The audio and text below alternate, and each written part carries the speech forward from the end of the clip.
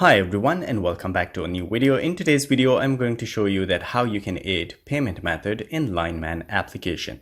So without wasting any time, let's start our video.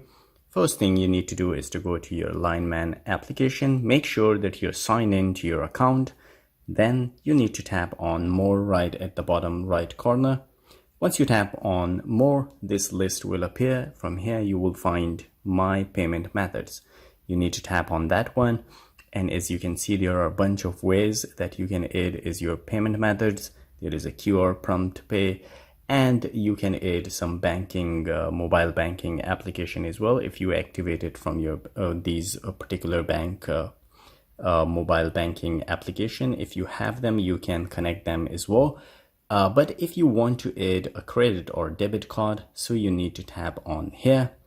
It will bring you to this page. From here, you need to enter your card number, the name of the card holder, and expiry, CVV code, and everything. Once you enter, the save will appear, and then you can do that. So I will enter all the information first, and I will see you again. So guys, as you can see, I enter all the information, and then I will press save. So guys, once you press save, as you can see, you need to enter the one-time password which you will receive from your bank.